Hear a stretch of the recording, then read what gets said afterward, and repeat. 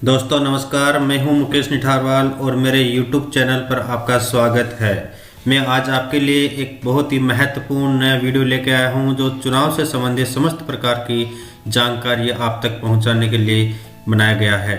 यदि यह वीडियो पसंद आए तो मेरे चैनल को लाइक एंड सब्सक्राइब ज़रूर कीजिए और अपने फ़ोन के बेल आइकॉन में प्रेस कीजिए जिससे कि मेरा नवीनतम वीडियो आपके पास में नोटिफिकेशन प्राप्त हो सके। लीजिए, तो मैं आज बताना चाहूँगा कि मेरे आज के वीडियो के अंदर कौन कौन से महत्वपूर्ण बिंदु होंगे जिनकी मैं यहाँ पर चर्चा करना चाहूँगा। आपके लिए चुनाव संबंधित जो महत्वपूर्ण परिस्थितियाँ हैं, महत्वपूर्ण बिंदु हैं, जैसे निविदत मत या टेंडर वोट किसे कहते हैं, आक्षेपित मत या चैलेंज वोट किसे कहते हैं, दृष्टिहीन व शिथिलांग द्वारा मतदान कैसे किया जाता है। यहाँ पर हम विशेष वोटों की बात करेंगे जिसके अंदर लोकसभा विधानसभा चुनावों में और पंचायती राज चुनावों के अंदर जिसमें पंच सरपंच के या जिला परिषद या पंचायत समिति सदस्यों के वोटिंग में इन विशेष कंडीशन का क्या अलग अलग रोल होता है, सभी की हम यहाँ पर बात करेंगे। निर्वाचन की आयु संबंधी घोषणा कब और कैसे ली जाती है, ASDO टेस्ट वोट क्या है, प्रॉक्सी वोट क्या है, EDC एंड PB क्या है। इन तमाम विशेष परिस्थितियों की जानकारी इस संक्षेप में इस एक ही वीडियो के लिए यहाँ पे दी जाएगी। आपके लिए ये वीडियो बहुत ही महत्वपूर्ण वीडियो साबित हो सकता है, इसको अंत तक जरूर देखें। तो लीजिए, हम सबसे पहले बात करेंगे यहाँ पर एक महत्वपूर्ण जानकारी मैं देना चाहूँगा। यह वीडियो केवल जानकारी देने के लिए तैयार किया गया है। किसी भी तरह की विसंगति की स्थिति में राज्य निर्वाचन आयोग राजस्थान द्वारा जारी नवीनतम दिशा निर्देश ही मान्य होंगे। मैं मुकेश निठारवाल यहाँ केवल अपनी जानकारी के माध्यम से आपको रूबरू कराने के लिए वीडियो बनाया जा रहा है। अधिकृत सूत्रों की जानकारी राज्य निर्वाचन आयोग की ही मान्य होगी। यहाँ पर हम निविदत मतपत्र जिसे टेंडर वोट के नाम से भी जाना जाता है, ये क्या है। यदि कोई निर्वाचक मत देने के लिए मतदान केंद्र पर उस समय आए जब कोई अन्य व्यक्ति उस निर्वाचक के रूप में पहले से ही मत दे चुका हो तो उस निर्वाचक की पहचान के बारे में समाधान होने पर उसे निविदत मत देने की अनुमति प्रदान की जाएगी। कई बार ऐसा होता है कि विशेष परिस्थितियों में कोई पहले वोट देके चला जाता है, वास्तविक मतदाता बाद में दोबारा पुनः आता है, तो उसे हम निविदत मतपत्र द्वारा मतदान करवाने की प्रक्रिया संपन्न करवाते हैं। निविदत मतपत्र छपा हुआ मतपत्र होता है जैसा मतदान यूनिट पर प्रदर्शन के लिए उपयोग में लिया जाने वाला मतपत्र होता है। ऐसे मतपत्र के पीछे पीठासीन अधिकारी हाथ से निविदत मतपत्र टेंडर वोट लिखेगा और प्रारूप 6 निविदत मतपत्रों की सूची में निर्वाचक का नाम व क्रम संख्या लिखकर हस्ताक्षर करवाएगा।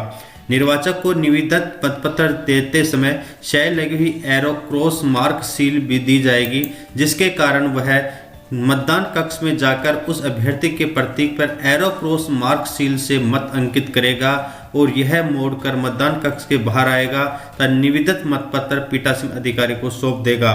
निविदत मतपत्र निविदित मतपत्रों के लिफाफे में रखकर सील किया जाएगा और मतपेटी से मतदान। यहाँ पर विशेष जो 9 नंबर का बिंदु है, मैं यहाँ पे जानकारी देना चाहूँगा।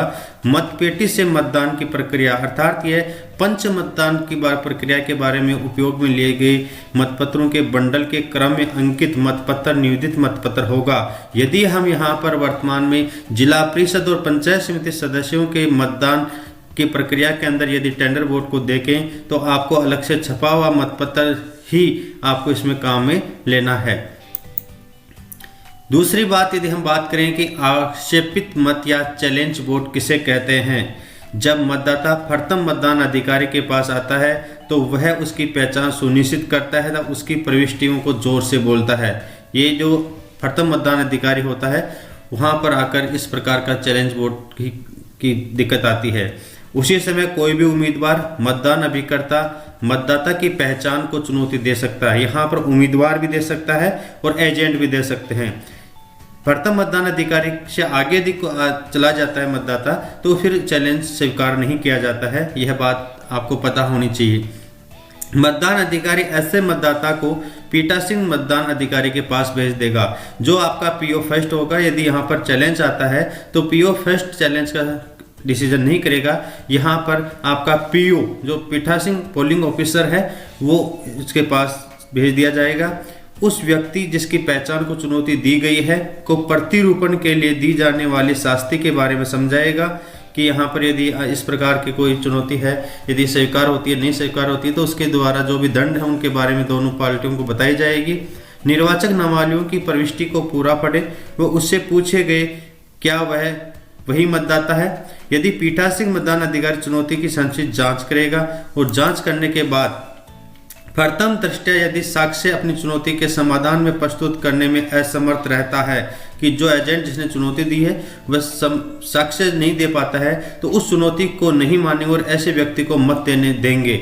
लेकिन यदि जिसने चुनौती दी है वह प्रथम दृष्टया साबित करके सिद्ध हो जाता है कि वह व्यक्ति प्रश्नांकित मतदाता नहीं है, तो मतदाता को चुनौती के खंडन के लिए साक्ष्य प्रस्तुत करने को कहा जाएगा। फिर मतदाता को कहा जाएगा कि आप ही वास्तविक मतदाता है, अपने पक्ष में साक्ष्य प्रस्तुत कीजिए। यदि मतदाता साक्ष्य प्रस्तुत कर यह सिद्ध करता है कि उसका दावा सही है तो उसे मत देने की अनुमति दें, और यदि चुनौती तुच्छ या सद्भावना पूर्वक नहीं की गई है ऐसे मतदाता को मत देने से वर्जित करें और ड्यूटी पर तैनात पुलिस कर्मियों को सौंपकर थानाधिकारी को पत्र लिख दें। दोस्तों यहाँ पर एक खास बात यह भी ध्यान रखें कि चैलेंजिंग फीस यहाँ पर आपके पंचायत चुनाव में पंच, सरपंच, जिला परिषद और पंचायत समिति सदस्यों में चैलेंजिंग फीस जो है वो नहीं है। केवल लोकसभा और राज्य आपके विधानसभा के चुनावों के अंदर चुनौती फीस यहाँ 2 रुपये सस्ती रखी जाती है। तीसरे नंबर की मैं बात करूंगा दृष्टिहीन व शिथिलांग मतदाताओं द्वारा मतदान।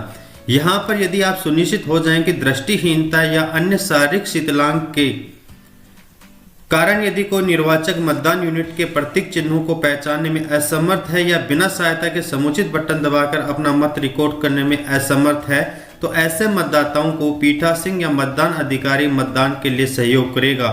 पंचायत चुनाव में ऐसे मतदाताओं को साथी की सहायता से मतदान की सुविधा नहीं है। इस बात को विशेष रूप से ध्यान रखें। लोकसभा और विधानसभा चुनावों के अंदर यहाँ पर साथी को फॉर्म भर के और सहायता के लिए अनुमति मिलती थी, लेकिन पंचायत चुनाव, पंच, सरपंच, जिला परिषद और पंचायत समिति चुनावों के अंदर मतदान दल ही सहायता करेगा। यहाँ पर वो मतदान दल के अंदर पीठासीन अधिकारी या मतदान अधिकारी हो सकता है। ऐसे समस्त मतदाताओं का रिकॉर्ड प्रूफ 12 में रखा जाएगा।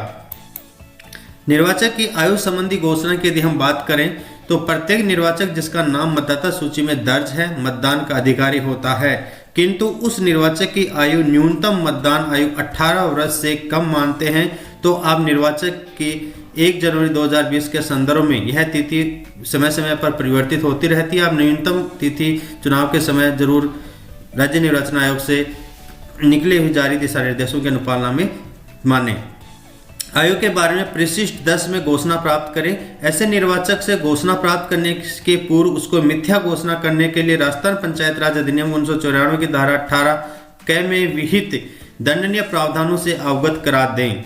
ऐसे मतदाताओं की सूची परिशिष्ट 10 में प्राप्त करें जिन्होंने ऐसी घोषणाएं की हैं।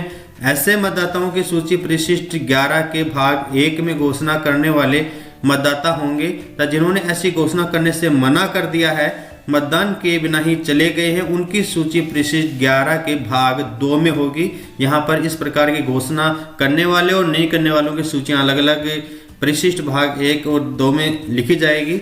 मतदान समाप्ति के बाद ऐसी घोषणाएं फर्तक से लिफाफे में रखकर सील की जाएगी।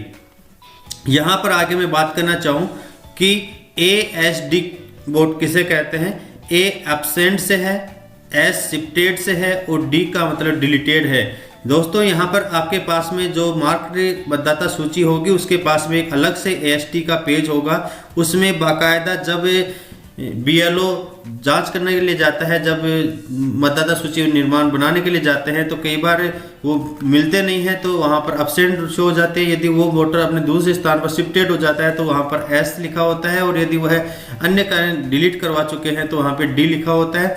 इस प्रकार आप मतदाता की मेन सूची के अंदर भी स्टार या हैश लगाकर ASD का रिकॉर्ड होता है, उसको आप हैश या स्टार को आप ASD की लिस्ट में मिलान करके आपको इसको देखना होता है। टेस्ट वोट की यदि हम बात करें तो वीवीपैट की पर्ची में उम्मीदवार का नाम या फोटो की जांच हेतु 17A रजिस्टर में इसकी पूर्ति करते हैं। ये नियम 49M के द्वारा इसको टेस्ट वोट को अलाउ किया गया है। दोस्तों, यह विधानसभा लोकसभा चुनावों के अंदर जिस चुनाव के अंदर वीवीपैट मशीन को काम में लिया जाता है, जिससे पर्ची निकलती है, उम्मीदवार का नाम और फोटो होता है, उसको टेस्टिंग करने के लिए टेस्ट वोट लिया जाता है। यहाँ पर पंचायत आम चुनाव वीवीपैट से नहीं होते हैं, अतः आपको टेस्ट वोट यहाँ पर आपको पंच, सरपंच, जिला परिषद और पंचायत समिति मेंबर के चुनावों के अंदर टेस्ट वोट काउंट नहीं किए जाते, देखे नहीं जाते। बीपी पोस्टल जो बैलेट है, डाक मतपत्र है, जिसको फॉर्म 12 में पूर्ति करके दिया जाता है। आगे हम बात करें ईडीसी, इलेक्शन ड्यूटी सर्टिफिकेट, जिसको हम कहते हैं कि जिन कार्मिकों की चुनाव में ड्यूटी है उनको फॉर्म 12 ईडीसी जारी किया जाता है, जो अपना ईडीसी के मतपत्र से वोट दिए जाते हैं। यहाँ पर स्पष्ट रूप से उनकी जो मार्क्ड वोटर लिस्ट होती है उसमें ईडीसी लिखा हुआ आता है। प्रॉक्सी वोट, जो कर्मचारी सेना आदि में हो, स्वयं बूथ पर आकर वोट नहीं दे सकते हैं, वे अपने प्रतिनिधि के द्वारा वोट डालते हैं।